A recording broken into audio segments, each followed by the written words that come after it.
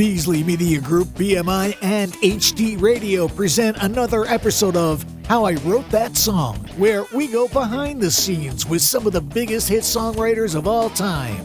Hi, I'm Sarah, and this is How I Wrote That Song. Our guest today stormed out of the UK over a decade ago, leaving a trail of glitter and disco in his wake. He's since been compared to rock royalty like Freddie Mercury and Mick Jagger, and now he is here to talk about his arena-sized anthems and how they came to be. We welcome Luke Spiller of the Struts. Thanks for joining us today. Thanks for having me. That was one hell of an intro.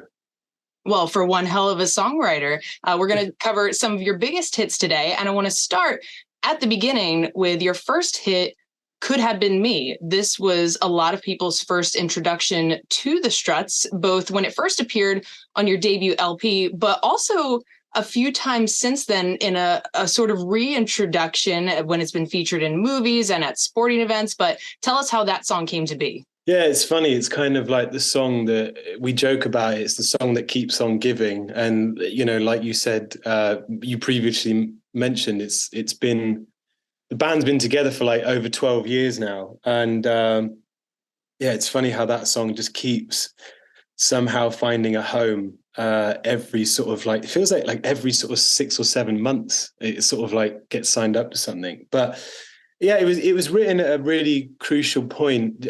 Just to kind of put it in perspective, this was a really difficult time for the group, and we were working on our debut album, which would have been the UK release before we came to America.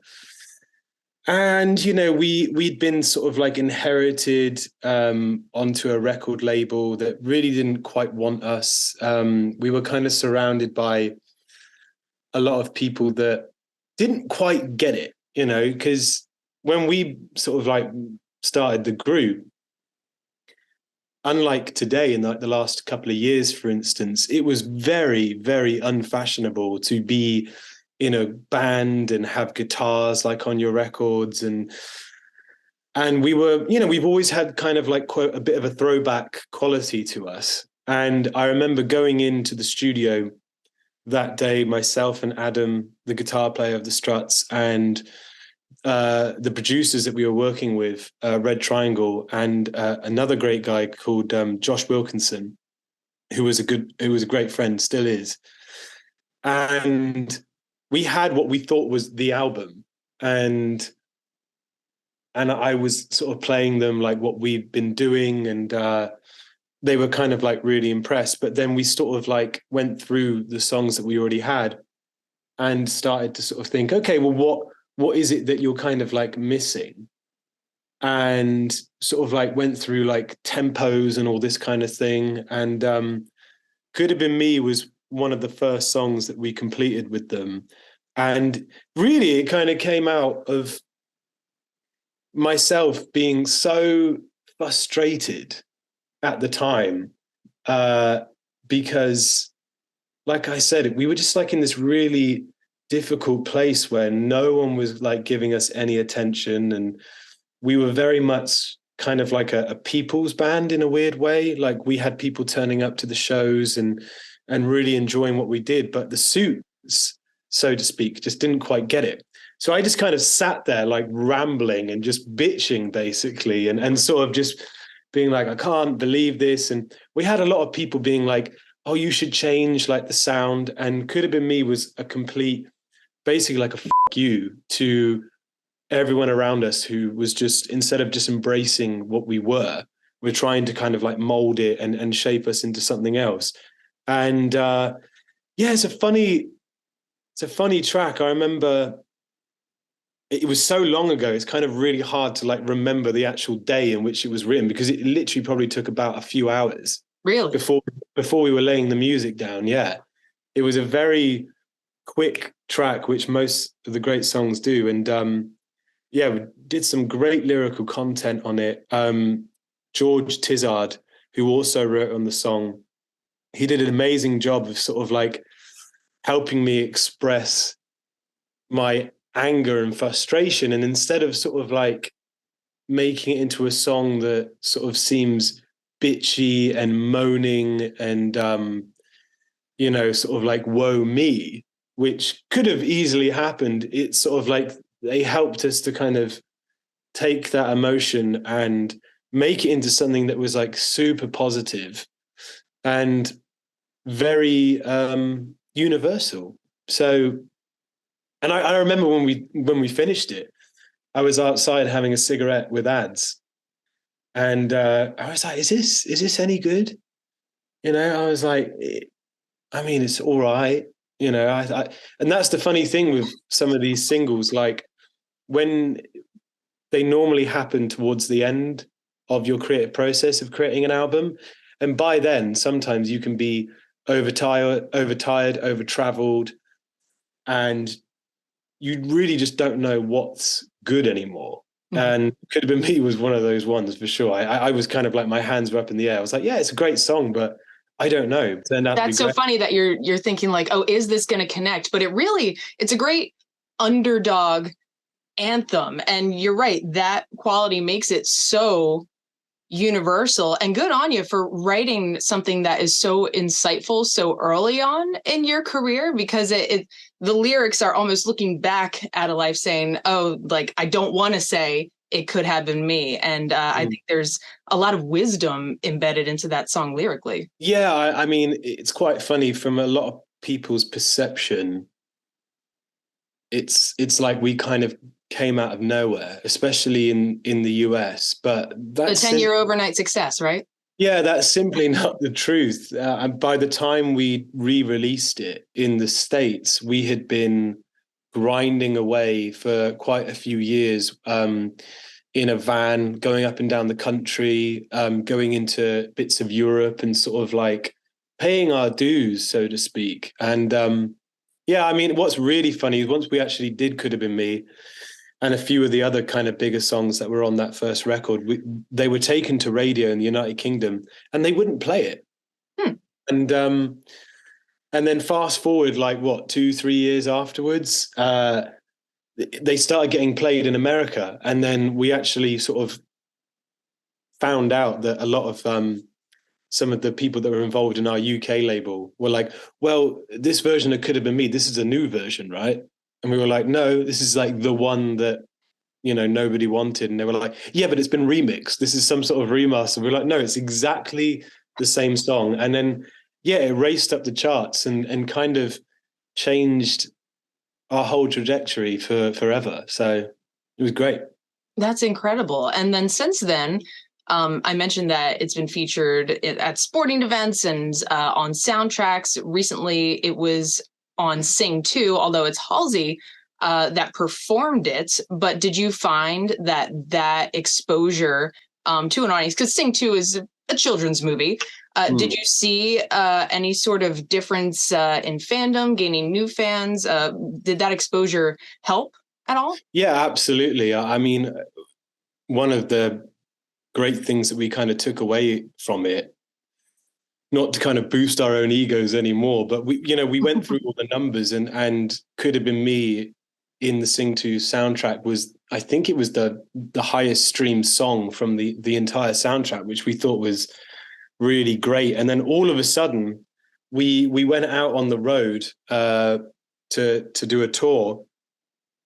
And then, yeah, all of these little kids were turning up with their parents, like 5 and 6 year olds. Oh my gosh. So if it was a show that was kind of quote all ages, there were suddenly all of these young kids in the crowd, like on their parents' shoulders or on the front rail, and then I thought to myself, like, have I got to tone the show down now? Like, no cursing.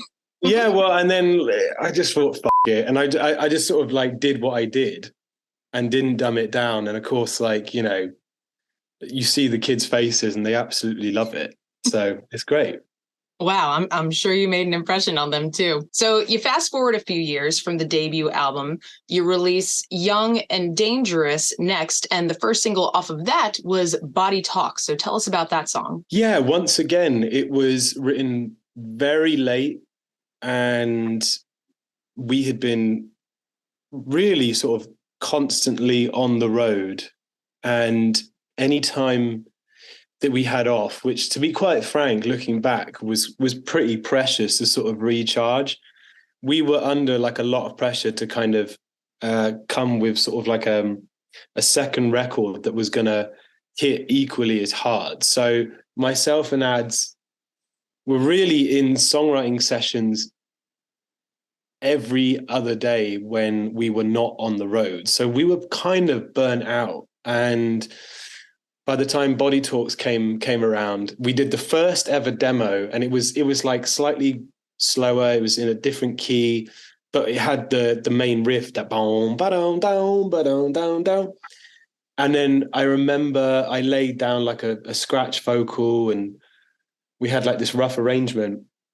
Went back on tour for like another little run. I can't remember where, but I remember playing it to the rest of the group and even some of the crew. And once again, I thought it was bang average. I was like, I was like, guys, yeah, they were like, what did you work on? I was like, oh, I have a listen to this. And it wasn't too far from what everyone knows to be now, but it was, you could sort of see it was there. And everyone was like, no, this is really good. This is like super hooky. It's simple. It's got a great, cool lyric. And I was like, oh, okay.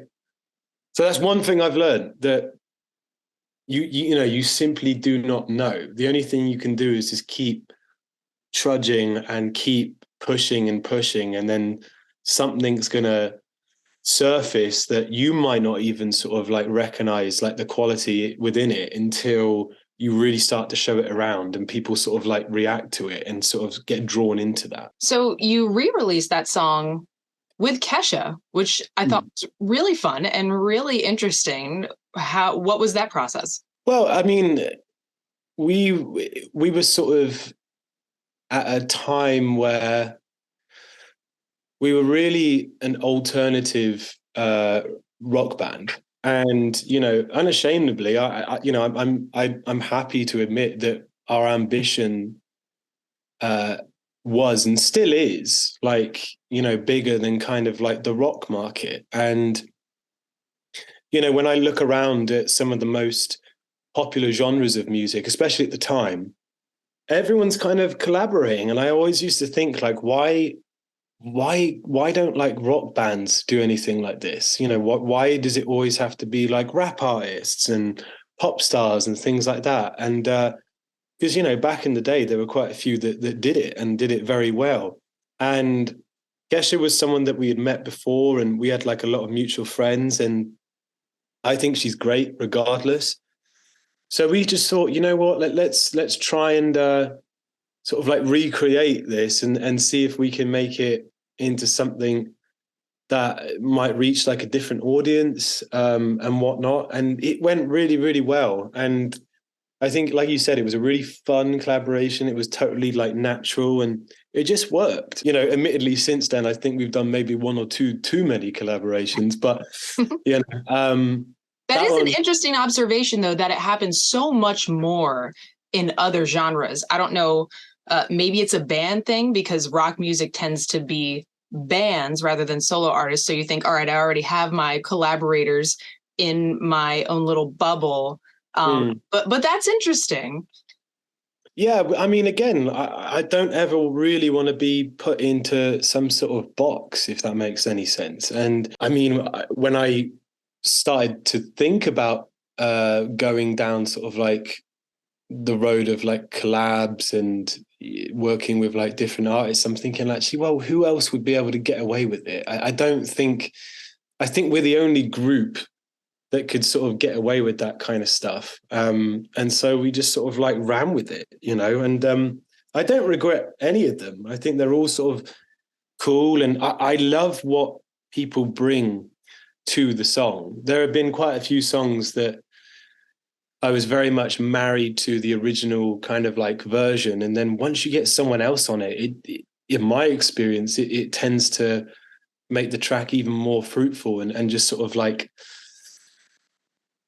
take it to a different place, which, dare say, sometimes is a little bit more interesting for me anyway, selfishly. It changes the energy for sure.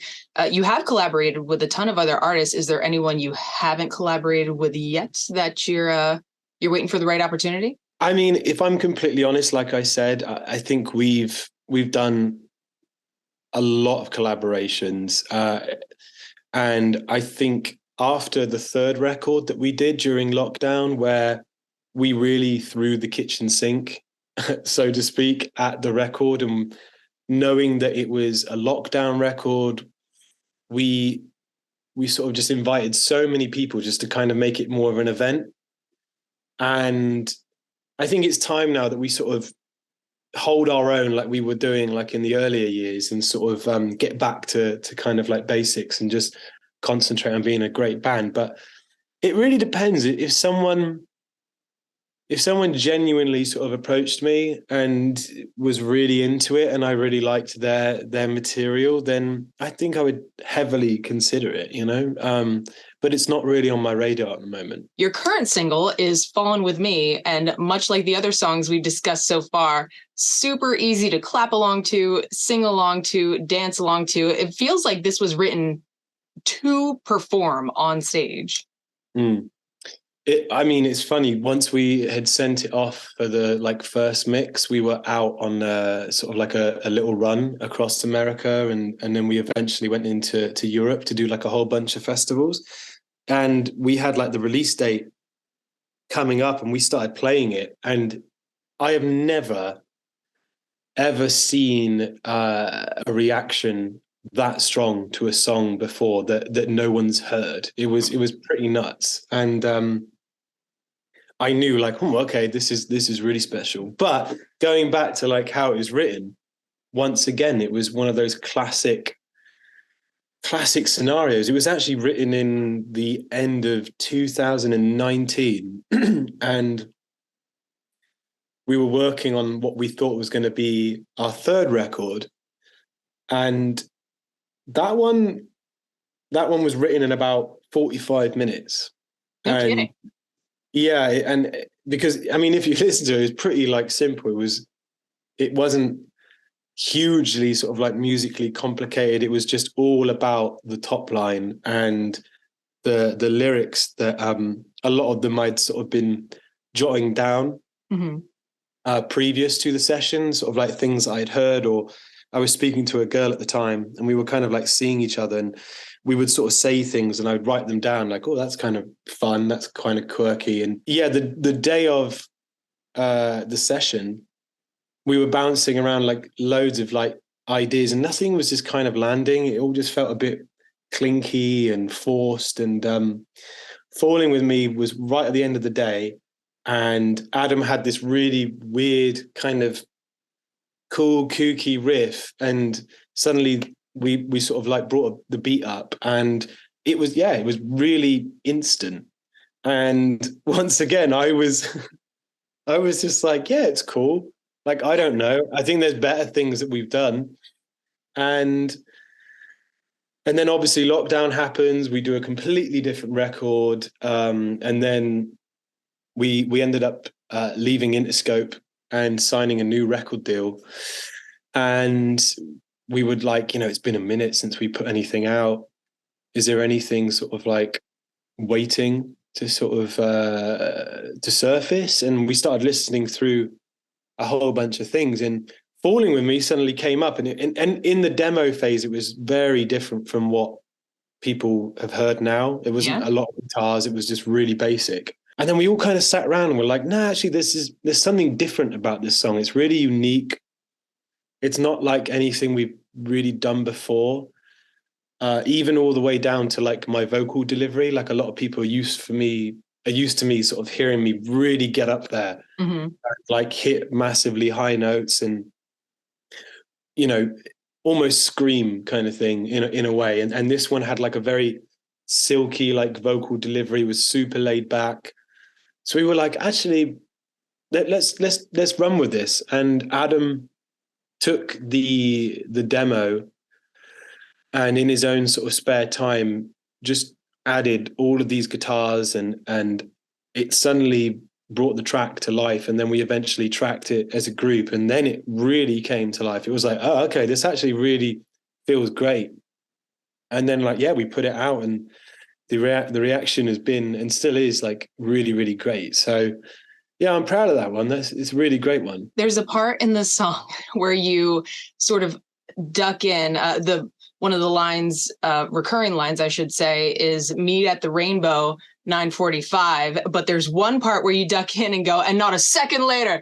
And every single time we're playing that song at this radio station, and I have to say it along with you every single time. Those little flourishes are, I think, what makes Struts songs in particular so compelling.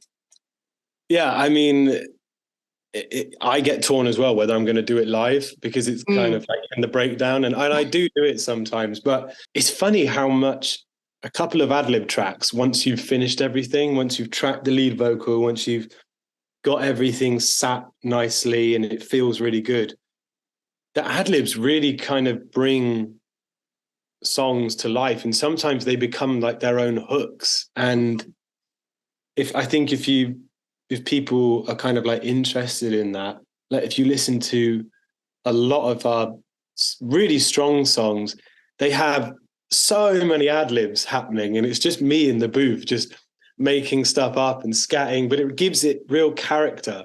And instead of sort of being this very formulated kind of pop thing where you don't really get that a lot unless you're sort of like an acrobatic vocalist, like, I don't know, like Ariana Grande and all these people where they sort of do all these big trills like out on the last chorus and stuff.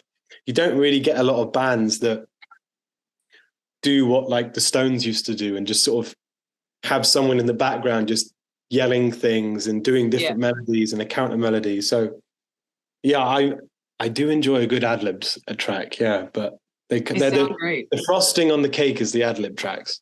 I love that. I love that. The Struts are always on the road. I think you've said a few times in this interview alone, yeah, we went on this run and that one run, and you're always out touring. In fact, as I was getting ready for this interview, I was like, okay, so they had those first two albums, then the Lockdown album, but they've been around for forever. So there's more albums, right? And I look at the discography and you're only about to release your fourth album, but it's because you're always on the road. Yeah. Do you enjoy writing on the road? Do you find that you glean a lot from your surroundings while you're out traveling? Honestly, I know a lot of groups and artists that do write on the road. The Struts have never really been that band. It's just, especially the first couple of albums, the touring schedule was so heavy, where we were doing maybe 5 shows a week, sometimes like 6. And for most of those days, on the show days, we would wake up like at the crack of dawn, turn up at a radio station, do an interview, promote the single, promote the tour, maybe a show that night, maybe even sing a couple of songs, and then get back. And then all of a sudden you've got the sound check, you've got meet and greet. And then eventually between maybe 8 or 9 o'clock at night, you've got the show, which is like a 90-minute show, sometimes even longer. And by all of that, like my voice is pretty, really tired. And on my days off, the last thing that I've kind of ever wanted to do is sort of like sit there and write new music, because I'm just like, after 4 days on, I'm just like, I'm gonna lay in bed, just literally listen to music, get an early night, drink plenty of water, and recharge and have a good rest. Yeah, because it's the most important aspect of the show. But there's been a few little moments when I've sort of like felt good and written things like on my day off, just sort of like myself, like in the hotel room. And I mean, the song Strange Days, for instance, that was the very early version of that song.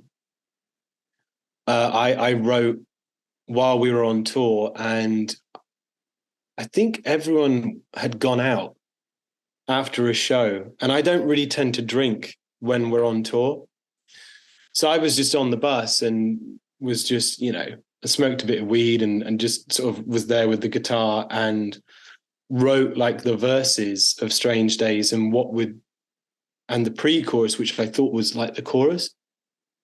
And then I showed it to the group the next day, and we actually recorded a live sound check demo of like that song. So sometimes it happens, but you know, we tend to sort of be a group that says, okay, we're coming off the road. Now we got to start working on a record. And that's predominantly what happened. So what's next for the Struts, for Luke Spiller, designing more watches perhaps in 2023? I mean, honestly, since lockdown, it's been a bit of like, I wouldn't say struggle, but and I'm sure this is what a lot of people have experienced, is lockdown really sort of threw a spanner in the works where, you know, we were on a really great momentum. And when we weren't able to play for the best part of 2 years, it kind of like really took everything sort of like out of sync. And because you get into a rhythm when you're in a group, you know, you write, you tour, you write, you tour, and so on and so on. And there were a lot of sort of like little projects that I kind of took on during lockdown, which were great things, like the watch included. And there's been a couple of other great stuff that I've been doing, like the shows of Mike Garson, David Bowie's piano player, like here in LA. Like we did like 7 shows. But I think now I'm ready to get back into Struts world and sort of dedicate myself completely to that and give this new album and this new tour and the foreseeable future like a real sort of big push and all that I have. So it's all going to be Struts. Excellent. Love hearing that. Well, we can't wait to hear what the new album holds when that's released. We can't wait to see you on the road this summer. You're coming to Philadelphia in July, and it's going to be a Saturday night, so that's going to be super fun. Pierre Robert sends his regards. And we thank you so much once again for joining us for How I Wrote That Song. Thank you very much. Thanks for having me. I appreciate it. Of course.